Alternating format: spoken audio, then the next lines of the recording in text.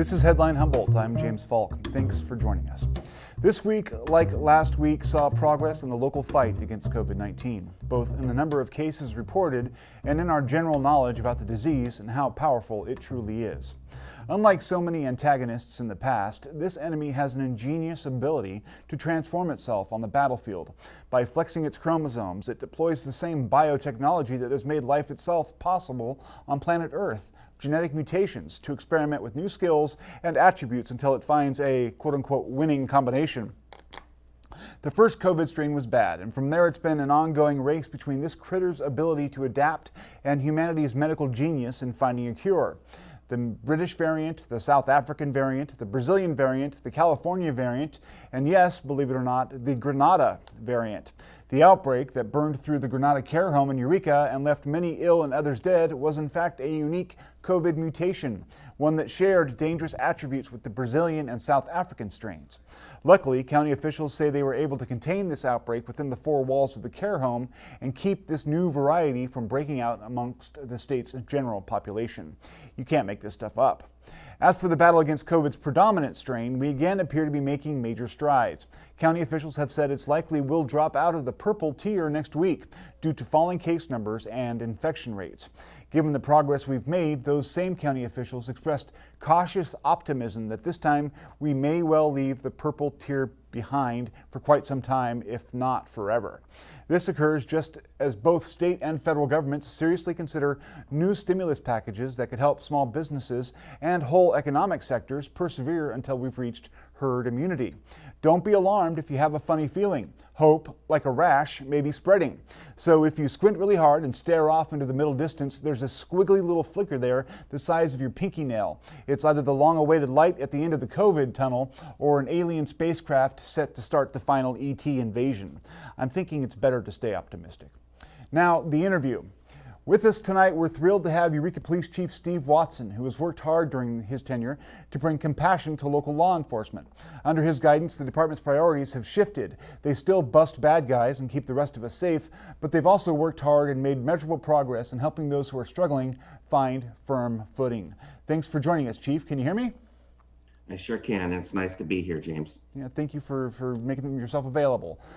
So let's just start with the basics. I mean, how long have you been a police officer and why did you choose this line of work? Well, I've been a law enforcement officer for about 24 years now. I started out in the county of Santa Cruz as a deputy sheriff back in 1998, served 7 years there, and then have been with the city of Eureka since then. I was kind of spinning my wheels. I went to college. I kind of took a roundabout route to law enforcement. And when I found it, I looked back and I wondered why I never found it earlier. I started out a little time in the military, a couple of years in the Army. Actually got my teaching credential in college, and after teaching a fluent fifth grade class, I realized I wanted to do something that was less stressful and more safe, so I became a cop. Isn't that the truth, especially in the age of COVID, right? I mean, now, one of the things that it seems like there's a misunderstanding that seems to have occurred between the communities and their police forces a lot of the time. And I think a lot of that has to do with the lack of understanding, especially for regular people about what police go through in terms of safety and danger and that sort of thing. Have you ever been in a situation where you felt like your life was at risk or in danger? Many, many times. I've been shot at twice in my career. Wow. Once at pretty close range, sawed-off shotgun. I've been in a couple traffic accidents that were my fault. I should have been driving slow earlier in my career. And many times I've entered very dangerous situations where you didn't know what was on the other side of the door, including someone we knew that had a gun. So it definitely has frightening moments. Thankfully, it isn't every call. But, cops suffer from something typically called hypervigilance. Yeah. And it's a product of the environment that we work in and the kind of toxic soup that we swim in. And we have to guard against that, because one thing I've learned about how to manage the stress and the fear is officer safety has to be more than just your body armor. It has to be holistic. You have to take care of your emotional, spiritual, and mental health as well. And your relationships outside of the job are a big part of that. Yeah. I mean, it seems like with some of the things that we've seen on videotapes and elsewhere, I mean, I'm not excusing the worst of it, but it does seem like their, past trauma may inform current behavior with the police in terms of how they handle stress in a given moment. And that's sort of what you're saying, right? That's correct. We're human just like everybody else, and why it's important that we don't always come across as robotic or machines, because we're not. We're brothers and sisters, husbands, fathers, mothers. And so showing the human side of the badge, humanizing the badge, I think is very important, as well as managing that stress, because again, we're subject to the same, the same faults as anyone else. And if we don't learn to manage what we experience, it really can take a terrible toll, including, becoming cynical and jaded. That's something you have to fight against all the time. Yeah, absolutely. So how does that affect your management? Knowing that you've been through these things and you've experienced the stress and to some extent the trauma, how does that affect your approach to managing your employees? Well, a real emphasis on officer wellness is something that I've focused on for the last 3 years. We actually have an app. We were one of, I think, the first 5 agencies in California to get this wellness app through a company called Cortico. And it has self-assessments the officers can take, literally the phone numbers and contact information for licensed therapists that specialize in first responder trauma, just a phone call away to set that up, and a wealth of other resources where they can get help and information that's designed just for them, as well as trying to grow a peer support program. That's been a challenge because every cause needs a champion, and we've had some turnover, but it's just looking after the well-being, because I believe that when you take care of them, they'll take care of the community even better. Yeah, absolutely. So one of the things that's been going on that we've all seen on the political scene is sort of this battle back and forth between people who are pro-police and then people who are pro-reform or even anti-police. How do you judge your department's relationship with the greater community, and where do you think there's room for improvement? Well, it's certainly fair to say that we went through a period of time where we had an image problem. And we've worked hard the past several years to overcome that. And that's not to say that many men and women didn't serve honorably before, and some of the criticism may not have been justified, but there were some things we needed to own, frankly. And so we've worked hard to really increase our engagement with the community, the partnerships with the community. And I feel today, even with the summer civil unrest aside, that we've come a long ways, and we're blessed to police a community that overwhelmingly supports their law enforcement officers. And that has been evident time and time again. There's times I can't get through the line to get a cup of coffee. Someone I don't know in front bought it for me. Sometimes I pay it back or pay it forward to the guy behind me. But, our department's inundated constantly with goodies and treats and cards wishing us well. And it reminds us of that support. And we do not take that lightly. The public's trust and faith in us is our lifeblood. And it's earned every single day. It has to be refreshed. Yeah. And I don't forget that. And that's a message I continually teach our people. Now, one of the things that you're also sort of known for, I think it's fair to say, is that you've taken sort of a progressive approach to some of the perennial problems that a city like Eureka faces, which is homelessness and drug addiction. I'm a rural county. The economy here is, suffering in a lot of ways. So people have turned to drugs and they suffer from mental illness and those sorts of issues. But your department has sort of taken that, the defund the police model of using social services in place of regular old-fashioned criminal enforcement. Why is that a priority for you? Well, I think it's important to balance. I know it's important to balance both compassion and accountability for behavior. And we have realized that we cannot arrest our way out of all our problems. We can't throw enough handcuffs at them, and nor would we want to. So it's time to start thinking, how do we get upstream of these problems? And so that's what we really tried to do, become more outcome focused. What are we trying to achieve here? And thinking outside the box, being willing to take risks, and really, I guess, as you said, moving into some of the social services side of things. That doesn't mean that we don't enforce, we do, but sometimes that needs to be the last resort, particularly with the homeless, when you're looking for other solutions. So a focus on services, and outreach over enforcement where possible. And only holding people accountable for behavior as we truly need to, because we really don't have other options. And CSET's been very big on building relationships, not just with those experiencing homeless or addicted, but also with our community partners and stakeholders, whether it's Betty Quan Chin, the Rescue Mission, our partners at DHHS, and other community partners out there. Now, real quick, CSET stands for Community Services Engagement Team, is that right? Community Safety Engagement Team. Safety Engagement Team, yeah. Yeah, we like our acronyms in law enforcement. Oh no, that's absolutely clear. Now, one of the other issues, I mean, I'm kind of throwing at you the national picture of law enforcement and bouncing them off, your perspective, but bear with me.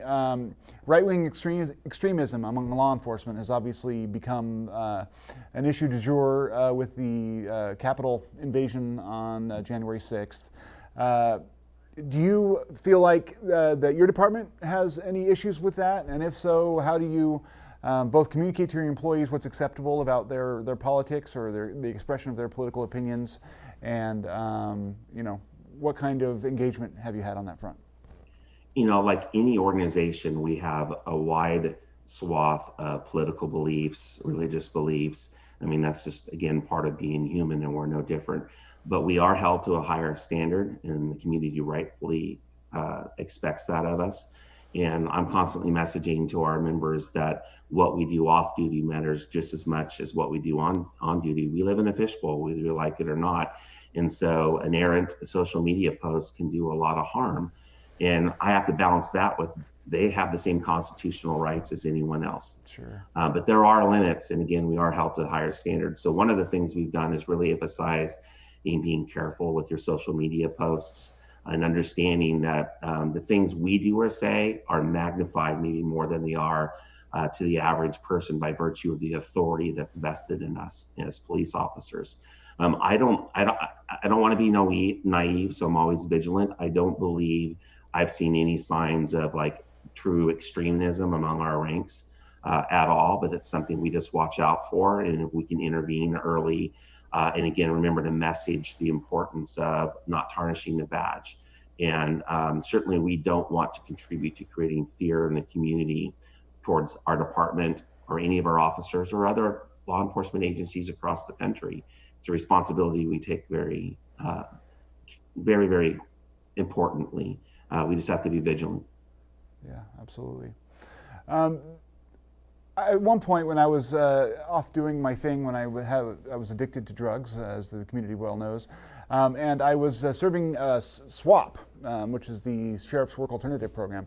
And I don't know if this is considered appropriate or not, but I basically got an hour-long lecture from a sheriff's deputy about right-wing politics and basically why Democrats were ruining the country and how the wall down on the southern border was going to save America a lot of heartache and problems and that sort of thing.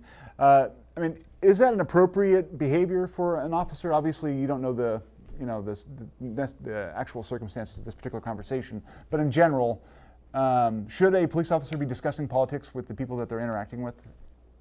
We need to be very careful because, again, we serve the whole community, not just those who are Republican or Democrat or Libertarian or name it. Again, our words have a lot of power because of the authority that the community gives us and trusts us with. And so, no, I mean, we need to be apolitical and neutral when we're on the job. It doesn't mean that they're not entitled to their own beliefs and opinions. They are. Yeah. But again, how that's managed and the time, place, and manner matters. Absolutely. Now, you guys recently, I saw on the City Council agenda that there were new body cam purchases. Is that right? Yeah, so we've had body cameras since around 2016, I believe. Yeah. Our old ones are end of life. They've been failing. The batteries die. We've actually ran into some issues, with that on some important cases. And so we invested over $80,000 to get the upgraded brand new body cameras for everyone. So including the servers and the storage that goes with that, but state-of-the-art top-of-the-line body-worn cameras. Now, how do you feel like where the department's at in terms of transparency? Are you set in that regard? Or do you think there's further changes that you could make? You're never set, and it's important not to look at that. It's a continual evolution I do think we've come a long way with transparency.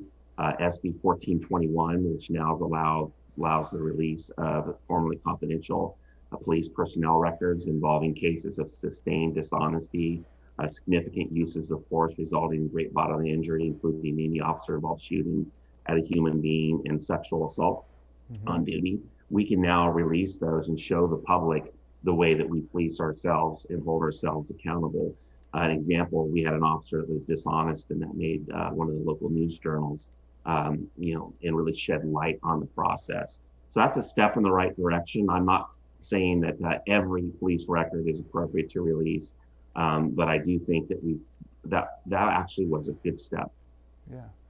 There are two major law enforcement reforms from the state that I wanted to get your opinion on. One is the potential or the soon ending of the cash bail system in California. What do you think about that from an arresting officer's standpoint? Is that a good idea? I really would like to explore that further. My initial reaction was that could be very dangerous, but it's important to also be open-minded and look beyond. I think the transition process is going to be rough, very likely, and I'm hoping that it doesn't leave our communities less safe. I understand some of the reasoning behind it, but for me, the jury's still out on that one. Yeah.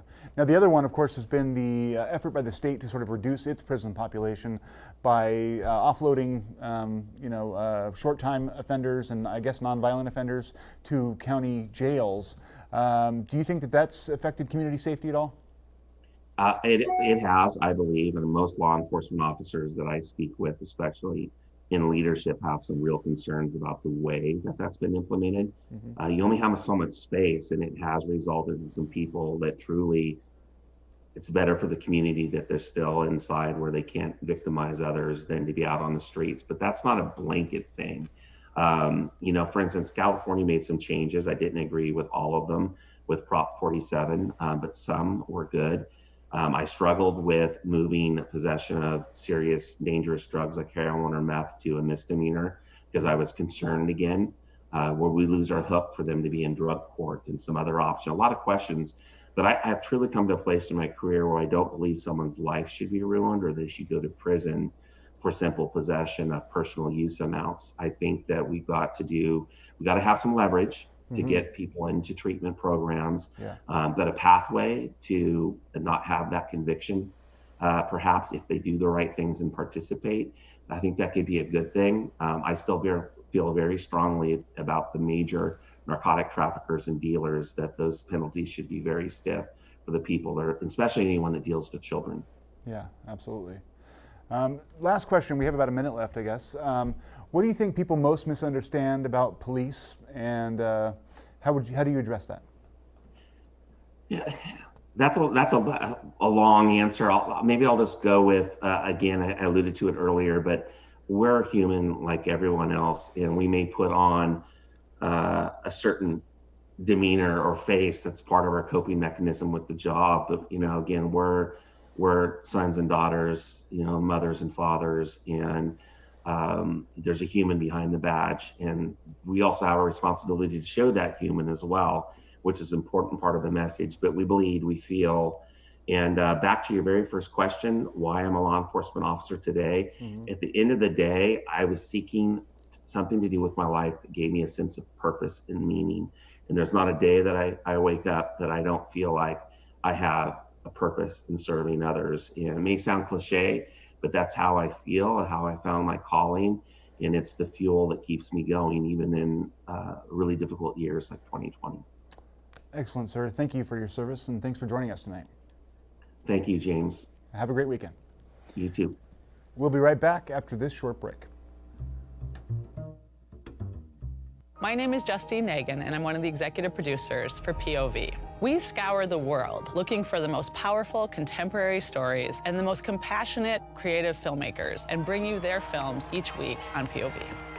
These compelling and sometimes difficult stories would not be possible without your support.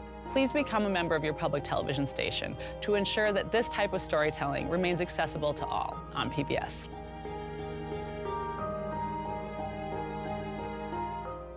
I'm Sandy Vicas-Pedlo, Executive Director of Latino Public Broadcasting and Executive Producer of Voces. We work with filmmakers across the country to find documentaries that explore the diverse experience of Latino Americans in this country. And what affects Latinos affects us all. This couldn't happen without members like you. Call or go online today and support your local public television station. And thank you. Public Health Officer Ian Hoffman this week said the county is making real progress in the fight against COVID-19, both in terms of new case numbers and overall infection rates. Given this success, Hoffman said that next week the state could well move Humboldt County back into the red tier and out of the purple. This move would allow more commerce and help keep struggling businesses afloat during these difficult times. We received our current blueprint metric yesterday, and things are looking better overall for the county. The case count's down, the test positivity rate's down, and our we met the equity metric, which is one of the key things for us to probably get out of the purple tier and into the red tier. So if things hold the way they're looking for the last week, for the current coming week, with all of those things, we very likely will be in the red tier come next Tuesday when the next blueprint announcement comes out. County health officials reported this week that they found at least 14 cases of the California variant and recently discovered that a unique genetic mutation was behind the outbreak at Granada Care Home. So far, the sequencing that we've done here for Humboldt County has identified only one of the variants of concern, or the variants that are being monitored, which is the L452R. That is widely being called the California variant. So we found one of those back in November through some of the sequencing that was done and the information that came a few weeks ago. In this latest round, there were another 13 of those that were found. So we've had 14 of those L452R variants found to date in Humboldt County. The N501Y mutation that we found and identified that was specific only to the Granada outbreak is not a variant of concern. It is a single point mutation that is also contained in some of the variants of concern from the UK, South Africa, and Brazil. But in and of itself, that single mutation is not considered a variant of concern. From the outset of this pandemic, county officials have made genetic sequencing a priority. Sequencing, by the way, is the process by which scientists and medical professionals unravel an entity's genetic code to examine its genome. Of our positive samples in the county, we've sequenced nearly 22%, which is much higher than the recommended. That's nearly all of the possible sequenceable specimens, because not every single positive specimen can be sequenced. There has to be enough virus in there to sequence it. So we really are doing a lot more sequencing than most, both in California and in the country. Humboldt State University this week announced that it has hired a new police chief, the first African American to serve in that role. Chief Anthony Morgan started his tenure on February 15th after a long law enforcement career, including previous positions as chief in Mount Rainier, Maryland, and Covington, Virginia. Perhaps most suitably, Morgan spent a decade and a half working in the college town of Kalamazoo, Michigan. Balancing the relationship between town and gown will be a priority for Morgan. It's clear that the community, which students are a big part of, has a strong voice here, said Morgan. As a community partner, we're accountable to meeting everyone's expectations. Given the political moment, Morgan expressed a sensitivity to the activism that thrives on HSU's campus, while also promising to work closely with other CSU police departments. It's an opportunity to have a positive influence on young adults before they go out into the world, said Morgan. As a police department, you can really have a positive impact at the university level. Eureka Mayor Susan Seaman this week heralded the unsung heroes of her city's Public Works Department and outlined the city's plans for future infrastructural improvements. I'm here at the Eureka Inn, a historic structure on 7th and F Streets, where tomorrow I will return with Keep Eureka Beautiful. If you've been by the hotel lately, you may have noticed there are holes in the sidewalk, where 47 flowering cherry trees and magnolia trees will be planted all around this magnificent structure tomorrow. Keep Eureka Beautiful is a nonprofit organization that works in partnership with the city to plant trees in both residential neighborhoods and business districts. Trees and landscaping have traditionally been shown to slow traffic and draw people into commercial areas, and it adds to the beautification of our community.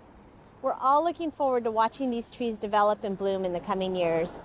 If you're interested in participating, there'll be plenty of work tomorrow morning at 9:30 a.m. Bring your mask, gloves, and a shovel and join us. Earlier this week, City Council received a report on the fiscal year 21-22 through 25-26 Capital Improvement Program. This 122-page document presents projects that create the infrastructure that are the core to the city's operation. Clean drinking water, safe parks, and maintained roads are all things that take ongoing planning, maintenance, and investment. And work that goes into this is often unseen unless there's a problem. The work done by our small but mighty crew, working with aging infrastructure and for the last several years a very limited budget, is to be commended. We're grateful that Measure H passed and will be able to better meet the ongoing demands of all of our systems. If you're interested in what changes or upgrades we have in store, I highly recommend taking a look at the plan, which can be found at our website, ci.eureka.ca.gov. That's all the time we have for tonight, folks. So far, Humboldt County has had a total of 3,067 positive COVID cases, 130 hospitalizations, and 32 deaths. Vaccinations continue, although weather elsewhere this week did force the cancellation of some local clinics after dose delivery was delayed.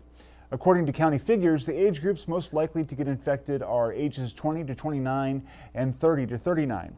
Given that these age groups will be among the last to receive their vaccinations, public health advises people get routine tests and follow distancing requirements. We've heard it before, it's still important. Stay tuned, stay informed.